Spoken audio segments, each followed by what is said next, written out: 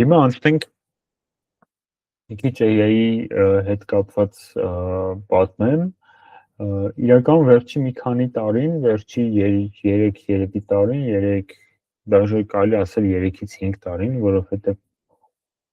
ճիշտ է ChatGPT-ն դուրս եկավ երբ 22 թե 23 թվականին, բայց դրանից առաջ արդեն կային, հա, AI գործիքներ կային եւ գրող եւ այլն, ուղղակի ChatGPT-ն միանգամից շատ դեմոկրատիզացրեց գործիքները, որովհետև ինքը միանգամից անվճար բացեց բոլորի համար այդ հնարավորությունը, բայց վերջի տարիները AI-ի hype-ի տարի էին, AI-ի sense տրենդի տարի էին, երբ ամեն օր տասնյակ նոր AI գործիքներ են դուրս գալիս, մինչև հիմա էլ դրանք դուրս են գալիս ու բոլորը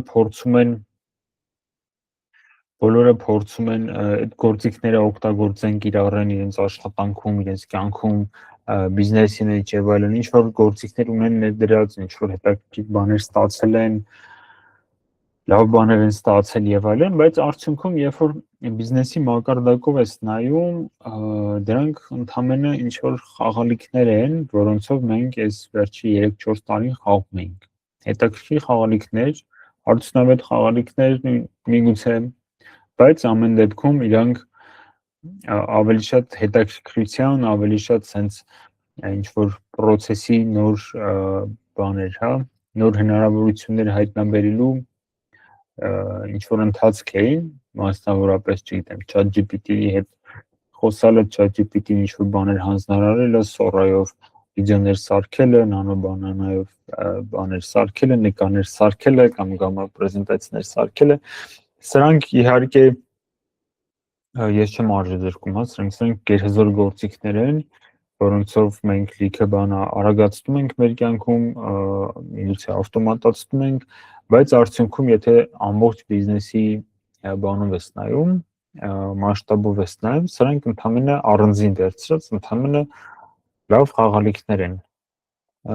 թիմի կամ հենց բիզնեսմենի համար։ Արդյունքում մենք բոլորս ունենք AI ներդրված գործիքներ, բայց ավտոմատացման process-ներ չկա։ Ինչ եմ ասում, որ հիմա այս hype-ի սեզոնը կամ hype-ի ցիկլը ավարտվում է, ես կարծում եմ, որ 2026-ին ավարտվում է, որովհետև արդեն սրանով ոչ մեկին չես զարմացնի, արդեն սա անում են բոլորը, ունեն բոլորը, ու լավ թե վատ բոլորը օգտագործում են, եւ սա արդեն մրցակցային առավելություն չի։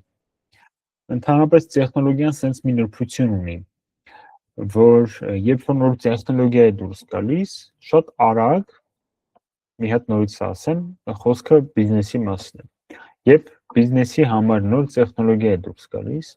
շատ արագ այդ տեխնոլոգիան սկսում է մտնել բիզնեսի կյանք, բիզնեսին սկսում է ինչ որ օգուտներ բերել, ու այն բիզնեսները, որոնք որ առաջինն են այդ տեխնոլոգիան վերցրել, adopt արել, իրենք շահում են, իրենք առավելություն են ստանում, բայց շատ արագ դա դառնում է բիզնեսի զրոն։ Այսինքն շատ արագ բիզնեսների մեծ մասը դա վերցնում են, սարքում են իրենց մշտական գործիք ու դա դադարում է լինել մրցակցային առավելություն։ Այս իմաստով նման խաղալիքները արդեն մրցակցային առավելություն չեն։ 26 թվականը իմ պատկերացմամբ լինելու է AI փոխակերպման տարի կամ AI տրանսֆորմացիայի տարի, որովհետև գործիքները արդեն բավականին հասուն են եւ հասանելի են իրական օգուտ տալու մասին։ Ներողություն, իրական օգուտ տալու համար։ Ինչ նկատի ունեմ, գործիքները բավականին հասուն են, նկատի ունեմ, որ գործիքները արդեն կարող են իրական արժեք տալ եւ ինքնուրույն իրական արժեք տալ, օրինակ տեքստ գրող գործիքները, տեքստ գեներացնող գործիքները արդեն կարող են տալ արդյունք, որը կարիք չունի մարդու եւս մեկ անգամ review-ի, որպեսզի հրապարակվի, ուղարկվի, փոխանցվի եւ այլն։ Նույնը կարելի է վիդեոյի մասին ասել, նկարների մասին ասել եւ այլն, հա, տարբեր դեպքերում կամ AI ագենտները արդեն կարողանում են գործերը, հա, գործողությունները այնքան մաքուր, այնքան ճշգրիտ անել եւ այնքան քիչ դեպքերում սխալվել, որ մարդու անընդհատ վերահսկողության կարիքը գնալով քչանում է, հիշում է։ Այդ իմաստով իրենք արդեն հասում են։ Եթե դուք համատեք ChatGPT-ի տեքստը այսօր եւ ChatGPT տեքստը մի տարի կամ 2 տարի առաջ, հատկապես հայերենով, ապա սարեր ձորի տարբերություն է։ Եվ երկրորդը իրենք բավականին հասանելի են, այսինքն իրենք արդեն այնքան էժան են,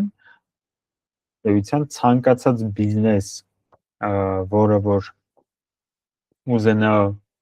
իր մոտ ինչ որ AI գործիքներ ներդնի, դրա հասանելիությունը ունի, ֆինանսական հասանելիությունը։ Դրա համար 2026-ի հայպը լինելու է AI փոխակերպում։ Ու ոնց անենք, որ մենք լինենք այդ հայպի առաջնագծում, ոնց անենք, որ մենք առաջինը այդ փոխակերպումը մեր մոտ կազմակերպենք եւ ունենանք այդ կարճաժամկետ մրցակցային առավելությունը, մինչեւ մյուսներն էլ խելքի կգան ու մյուսներն էլ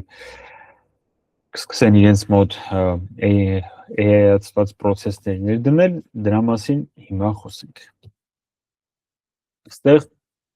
երբ AI մասին եմ խոսում, այս պրեզենտացիայի մեջ այս սլայդը միշտ դնում եմ։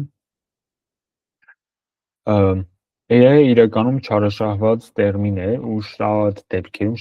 դեպքերում, երբ մենք խոսում ենք AI-ի մասին, իրականում դա ոչ թե AI է, այլ ավտոմատացում, հա, շատ դեպքերում մենք AI անվանում ենք ուղղակի հզոր ավտոմատացմանը։ Այս մեղքը գործում են գրեթե բոլորը, որովհետև նախ AI-ը շատ տրենդային բառ է ու ինչի դիմաց AI-ը գրում շատ լավ աշխատում է, շատ լավ վաճառվում է, համոզիչ է դառնում եւ այլն։ Ու երկրորդը արդեն մենք էլ սկսել ենք խառնել, թե ինչն է իրականում AI, ինչ է AI չի, ինչն է AI, ինչն է ավտոմատացում, բայց մեծամասամբ ժողովուրդ համենայն դեպս իմ դիտարկումը, հա, այն ինչի դիմաց է AI գրված, AI գործիք, չգիտեմ, AI process եւ այլն, մեծամասամբ դա ուղղակի հզոր ավտոմատացում է, ոչ թե AI։ Այս որպես sense բան, հա, disclaimer, որ հետագայում իմ խոսքի մեջ էլ երբեմն ես ասել եմ AI, բայց իրական եթե խորանանք, դա այդքան AI կարող է չլինել, լինել ավտոմատացում, բայց որպես բան, sense հուշում ես սա միշտ ասում եմ։ Так, ուրեմն ընդհանրապես թվային կամ AI փոխակերպման մասին խոսելիս առաջի բանը, որ պետք է հասկանալ, դա հետևյալն է, ով է այդ փոխակերպման սեփականը տերը, որովհետև ըստ էության ինչ գործիքի, ինչ ավտոմատացման բան գործիք էլ փորձես ներդնել ընկերությունում, դա ինչ որ նախագիծ է ենթադրում, որը որ ունի սկիզբ, ավարտ, որը որ պետք է պլանավորել, որի ներդրման հատուկ ընթացակարգ կա եւ այլն, ու եթե նման նախագիծը չունի պատասխանատու, չունի ղեկավար կամ սեփականատեր, ինչպես ես եմ այստեղ ասում, այդ նախագիծը 95% հավանականությամբ կձախողվի։ Ցանկացած նախագիծ բնականաբար պիտի ունենա պատասխանատու, ղեկավար, իսկ թվային եւ AI փոխակերպման նախագիծը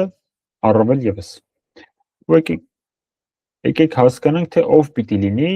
փոխակերպման սեփականատերը։ Ես սեփականատեր բառն եմ օգտագործում, որովհետեւ սա անգլերենից ownership կամ owner բառից է գալիս, հա, տեսեք անգլերենում կա product owner տերմինը, այդտեղից եմ վերցրել, սեփականատերը շատ ավելի sense անձնական պատասխանատվություն կրող բառ է, քան օրինակ պատասխանատուն կամ օրինակ ղեկավարը, հա, նախագծի ղեկավարը, դրա համար ասում եմ փոխակերպման սեփականատեր։ Այստեղ կարևոր բան, եթե դուք ձեր բիզնեսի ֆինանսման AI փոխակերպման մասին եք մտածում, կարևոր բան ասեմ։ Այդ սեփականատերը չի կարող լինել արտաքին խորհրդատու, երբևէ չի կարող լինել։ Սեփականատեր պիտի լինի ընկերության հիմնադիրներից մեկը, ընկերության տնօրենը, գործառնական տնօրենը կամ հատուկ այդ նպատակով թիմին միացած, բայց թիմի մեջ գտնվող թիմում ամեն օր աշխատող պրոյեկտի ղեկավարը։ Այսինքն եթե դու արտաքին PM ես վերցնում, PM project manager, հա, նախագծի ղեկավար, project manager-ը վերցնում, որպեսզի ինքը քո ընկերության ֆինանսման պրոյեկտով զբաղվի, ինքը պետք է դառնա քո թիմի անդամ, պետք է դառնա քո թիմից այդ պերիոդում, որպեսզի ինքը կարողանա այդ փոխակերպումը իրականացնել։ Այլ պայմաններում միայն դրսի խորհրդատուի վրա հույս դնելով հենվելով դուք երբեք հաջողված թվային փոխակերպում չեք իրականացնի։ Ես ասում եմ որպես մարդ, ով երկու կողմում էլ երկար ժամանակ տարիներով աշխատել է եւ որպես ներքին պրոյեկտի ղեկավար, ով իրականացրել է ընկերության թվային փոխակերպումը եւ որպես արտաքին խորհրդատու, ով հանդես է եկել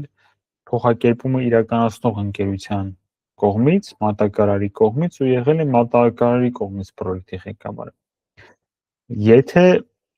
ընկերության ներսում թվային փոխակերպման ենթարկվող ընկերության ներսում չկա մարդ, ով վերցրել է սեփականատիրությունը իր ձեռքը, արտաքին խորհրդատուն մեջտեղից կիսվի էլ պրոյեկտը ավարտին չի հասցնի։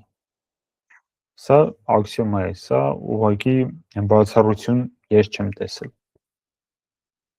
Էնպես որ իհարկե արտաքին խորհրդատուների հետ աշխատել պետք է պարտադիր է շատ կարա դա օգնի, հա, որովհետև ինքնուրույն շատ գործիքների ներդրում կա, որ ինքնուրույն ուղղակի չես կարող անել տեխնիկական պատճառներով։ Բայց միշտ պիտի ընկերության ներսում ինչ որ մեկը պատասխանատու լինի թվային փոխակերպման համար ընկերության առաջ, ընկերության հիմնադիրների տնօրինության եւ այլն, հա, ընկերության առաջ։